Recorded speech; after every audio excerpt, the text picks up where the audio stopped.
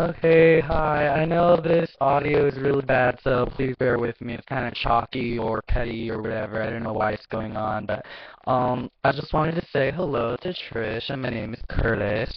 And I wasn't initially going to contact anyone or post anything about this. I haven't posted for quite some time, actually. I used to post videos, and I wasn't going to contact anyone about this. But so many things weighed so very heavily on both my heart and my spirit and my mind. And so there was positive, of course, weight, and there was positive and negative weight on me.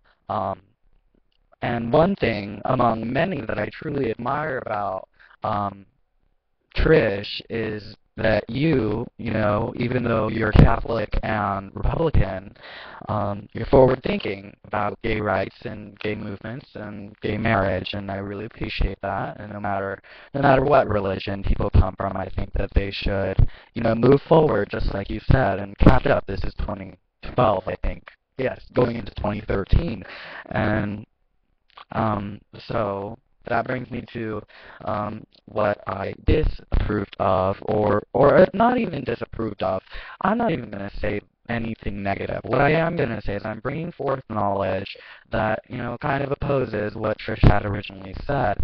And as many people know, I'm going to take a trip back in history, so please go with me on this. As many people know, as well as Trish may know, that Irish Catholics originally migrated to America shortly after the English Catholic people and Protestant people did. And the two religions were kind of vastly different. And so I'm sure that you're also aware that Irish people were among the first indentured servants and even considered slaves to the New World, because English people had previously conquered Ireland and made Ireland into a famished country and banned the Irish Catholic religion. And the main difference found in the Irish Catholic view is that they have a sort of all-for-one and one-for-all lifestyle, meaning the wealth of the few was shared with the deprivated souls, with people who didn't have the wealth. And so it brought everybody to sort of an equal playing field. And the religion itself, because of its main difference, promoted social welfare and social well-being. And many of what can be translated into socialism, but is not related to socialism, and I'm going to explain why. And of course, the Irish version of Catholicism had been banned by law in America during the immigration times. And many of their churches were burnt down, and many people died in the burning of the churches, as well as the onslaught of people coming in to burn them, like a witch hunt. I'm really sorry about the bad audio. And therein lies one of your points, that one of Trish's points, and whenever the government goes against religion, people die. And people, in fact, did die, both on the Irish side and English side, due to rebellions and fights and small gangs and fires. And so it got out of hand. And one day, the Irish bishop, which is, Ireland being one of the minorities, and one of the Irish bishops by the name of John Hughes warned their oppressors that if one more Irish Catholic church got destroyed, then Philadelphia would become another Moscow. And I'm taking you way back in history when I'm saying this part, but the Moscow had been burned down by its own citizens in order to prevent French acquisition.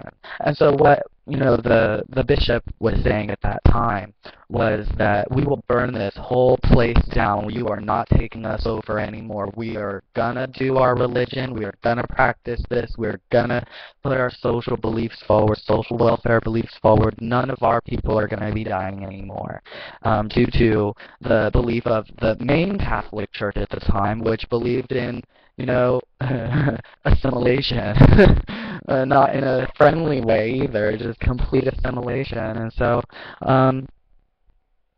You know, that's what the Pope was trying to say, is that we are not going to assimilate. We are going to be the half of this country that survives. And Irish people were not recognized at all or praised, except if it was in a war or a battle.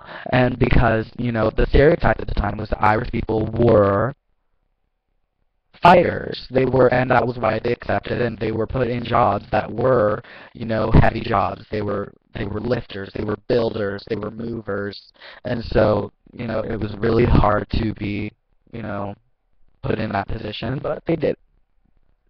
And so, out of the wars and out of the battles comes this one hero, a hero by the name of Andrew Jackson, and he was a general, and he was one of the first Catholic Irish Americans to win office due to his service in the military. And so, he ended up passing bills that were more socially oriented, but nobody called him a socialist. You know, back in those days, people weren't really socialists. It was just kind of an all for one and one for all kind of a deal. You know, it swayed, but for the most part, with the onset of Andrew Jackson and the acceptance of Irish American culture, the all for one and one for all tended to be the viewpoint. And cities, as we know them today, began to bloom. You know, jobs were created in construction and hotel industry, the travel industry boomed, and like I said, he was not considered a socialist. And then, you know, in moving forward in history, coming to today, Teddy Roosevelt, JFK, Bill Clinton, and now we have our Obama. None of them were Democrat. I mean, none of them were Republican. They were all Democrats. And Teddy Roosevelt, JFK, Bill Clinton, they were not considered socialists. They were considered civil rights activists. They were considered to be movers and shakers of the oppressors.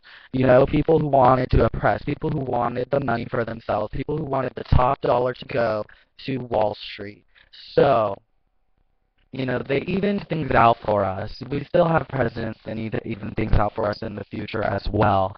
And so, you know, they regained civil rights, and they stuck with the agenda of the originators, which were the Irish Catholics, since their immigration to America, or even before their immigration. And none of them were considered socialists, except now we have Obama, but he is considered one, and I don't understand why, because he's only doing the work that the Irish, the Irish predecessors have been doing for a long time. And let's see, where am I? I'm sorry, I'm following along a list. Let's see. So another point I'd like to make is even when Obama tries his best to make the United States a little more bearable for the layperson, he is deemed a socialist by the naysayers, when in actuality he's putting forth the Irish Catholic views. And one reason why I don't understand why he's considered a socialist is because of like extending unemployment. Is that really socialist? People are on unemployment from both sides of the divide being Democrat and Republican. We are all on this boat of bad economy, and the unemployment rate is sky high, and I guarantee the people at the top are Republican. They're white. You know, I'm white skinned, but I am partially not white. But that's besides the point. I guarantee the top people are probably Republican, but there are lay Republicans like you and I who are just here on YouTube who are on the bad side of things. And another thing that Trish said that I can't really get over, it's really hard for me to get over it when people say that our president is more like Adolf Hitler. George W. Bush was also compared to Adolf Hitler, and I hate to agree more with that statement, but I do. I'm sorry if that offends.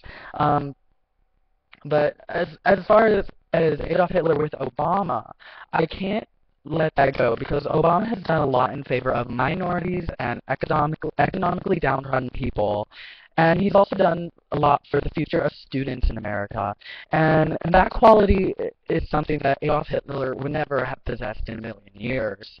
And so my point finally is that Obama is definitely not against God. He's doing a God's work.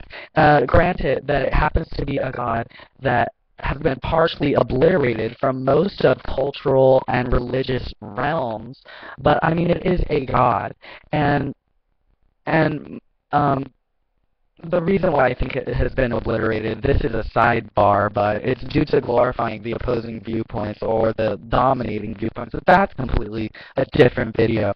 Um, and what I want to emphasize is that I'm not under any circumstances trying to sway anyone's vote or even anyone's opinion for that matter. Because people like Trish said, this is America, the greatest country that I know, that we can actually express ourselves like this and talk about, what Obama does that's not right or what President Bush did that was not right. So it's very important to have those dissenting opinions. Um, and that's, Trish makes me really happy because she comes from an opposite viewpoint as myself, but I think that she presents it in a non-threatening way, which I'm used to the non-threatening way, and most people are.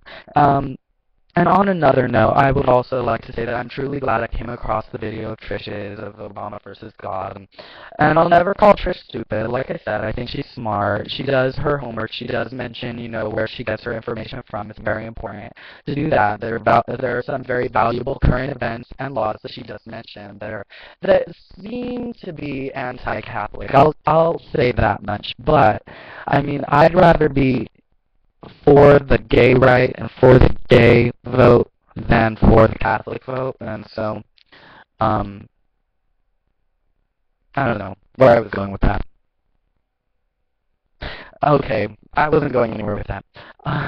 But anyways, I hope that none of what I have said offends anyone or demeans anyone, because that was not my intent whatsoever. And I hope, like I said, the best for you all who dissent with my opinion. I come into this knowing that there's a dissenting opinion already, so hit me with your best shot if you have one. Um, but yes, Trish, thank you, and I do hope for a response from you, Trish, if you do see this video, because I really am enthralled about everything you had said in your video about Obama versus God. But thanks, and have a great 11th of October.